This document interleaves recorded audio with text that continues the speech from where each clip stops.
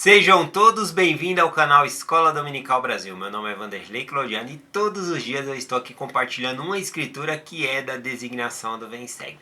Essa semana o Vem e Segue nós vamos estudar a sessão 133 e a sessão 134 de Doutrina e Convênios.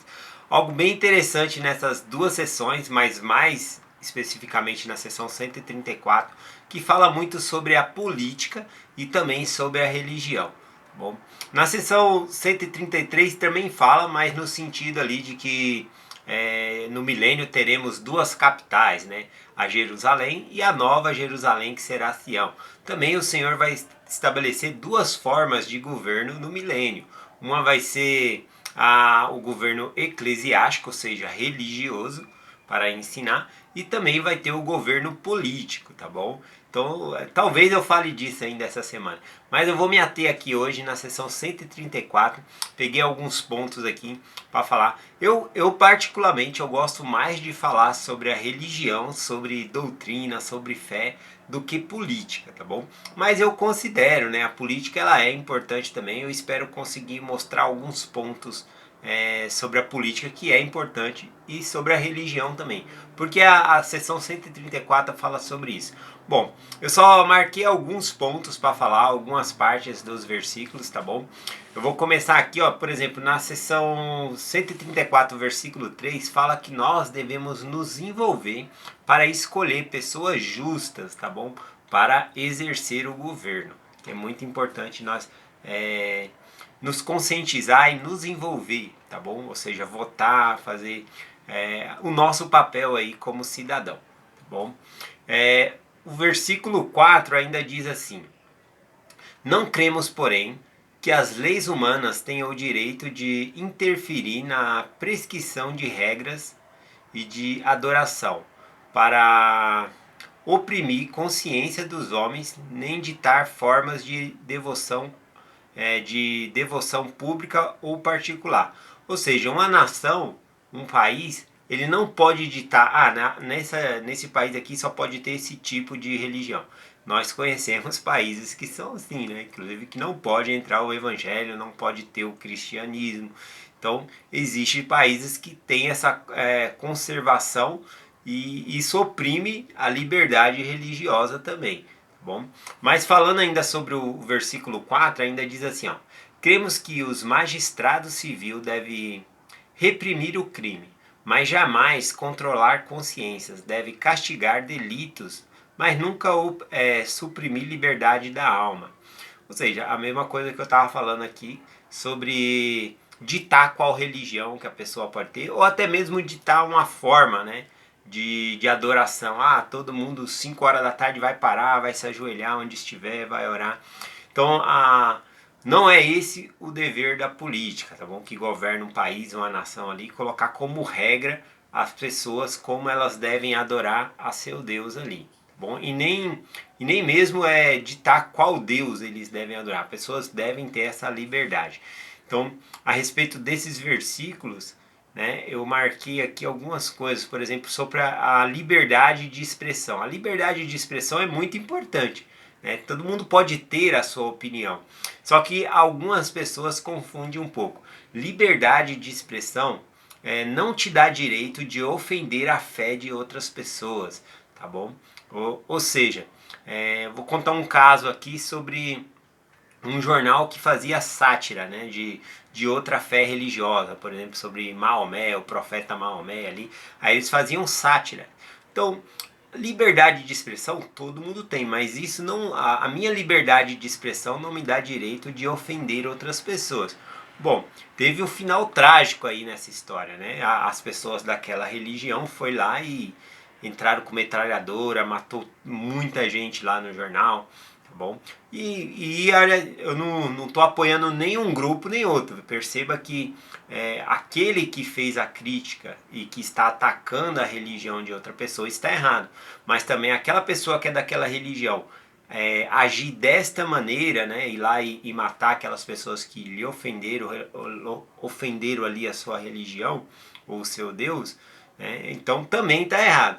Bom, então liberdade de expressão não nos dá o direito de ofender outras pessoas, tá bom? Esse é o tópico que eu queria compartilhar aqui.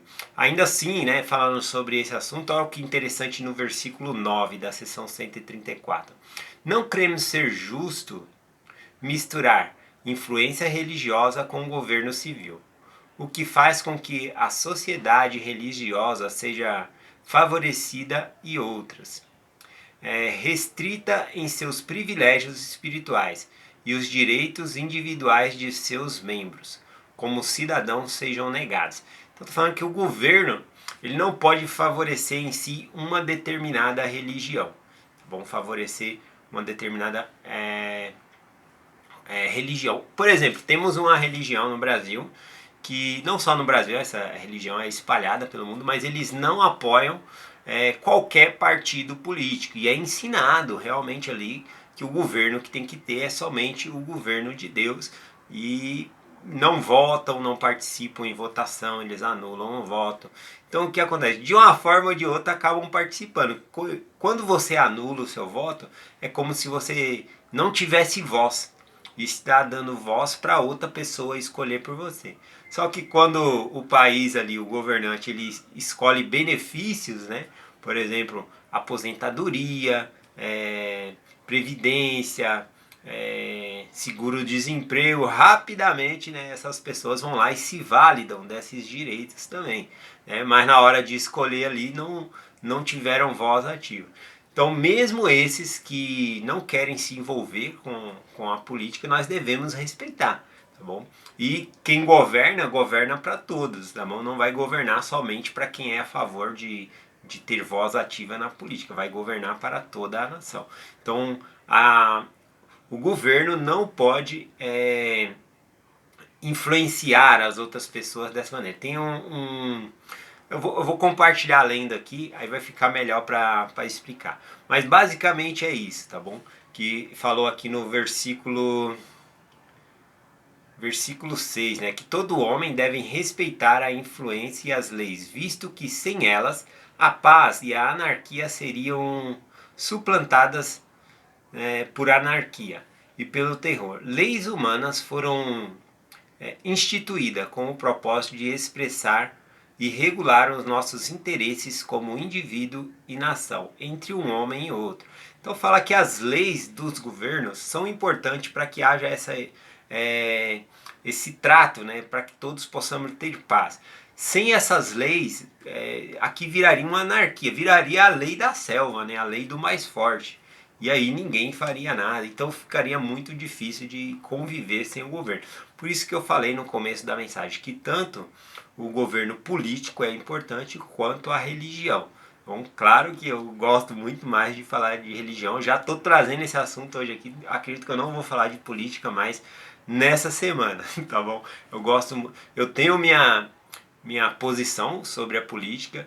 Eu sempre quando eu vou votar ali eu penso nas ideias que a pessoa está colocando, não sinceramente ali um partido ou coisa assim, mas alguns partidos realmente eu risquei da minha lista. Se for um amigo meu for se candidatar por tal partido ali, eu já estou fora por causa da ideia que aquele partido traz também. Bom, tem ideias boas, mas junto com aquele pacote tem várias coisas ali que é contra a família, contra a liberdade religiosa. Então aí, para mim, eu já estou fora, tá bom? Mas continuando aqui, eu vou compartilhar agora o parte ainda do versículo 6, tá bom? Diz assim: as leis divinas foram dadas pelo céu para prescrever regras sobre assuntos espirituais, a fé e a adoração, devendo o homem dar contas de ambos a seu Criador. Então, o versículo 6 tanto falou do governo político como o governo, as leis dadas por Deus. E que nós, como cidadão, nós vamos ter que dar conta às duas coisas. Nós vamos prestar conta de como nós agimos dentro de nossa igreja, dentro de nossa religião, dentro do que nós acreditamos. E também teremos que prestar conta da forma política, como nós reagimos na sociedade, como nos envolvemos aí na política, ou seja, por meio de nossa votação, tudo isso nós teremos que dar conta de acordo com o versículo aqui, tá bom? Versículo 10 diz assim: mas não cremos ter qualquer sociedade religiosa, autoridade, mas não cremos ter qualquer sociedade religiosa, autoridade para julgar os homens quanto aos seus direitos e propriedades, ou a vida, para fiscalizar-lhes os bens, né? Fiscalizar não, confiscar-lhes os bens deste mundo, ou para pô-los em perigo de vida ou dano físico, para infligir-los qualquer castigo físico. Podem apenas excomungá-los de sua sociedade e negar-lhes participação. Então ele está falando de uma divisão aqui entre a política e a religião.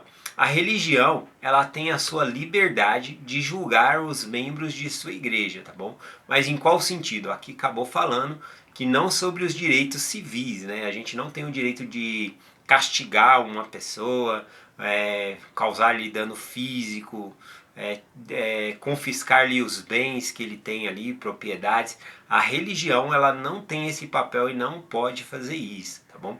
Mas ela pode ali privar a pessoa da participação, por exemplo, o líder ali, o bispo, né, ao ver que a pessoa está quebrando os mandamentos, pode dizer, você não pode tomar o sacramento durante um determinado tempo, você tem que cumprir certas regras para voltar a tomar o sacramento.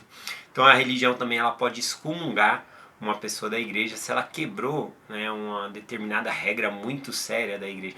E às vezes a regra pode ser uma regra civil também. Por exemplo, a pessoa foi lá e, sei lá, abusou de uma criança, né, fisicamente. Bom, certamente a lei do país vai julgar aquela pessoa. Mas independente da lei, de como vai julgar aquela pessoa, se ela vai ser presa ou não, também tem o sistema dentro da igreja, que para proteger também os inocentes, vai julgar. E se esse homem for culpado, ele vai ser excomungado, ele não vai fazer mais parte da igreja por causa de abuso que ele causou a uma criança. Então, para proteger os inocentes, então às vezes é a mesma lei que a pessoa quebrou, mas nem a política pode interferir nas ações que a religião está fazendo, e também a religião não pode interferir na ação ali da política, né? Ou seja, do governo. Ou seja, por mais que uma pessoa, um homem tenha causado isso, numa criança,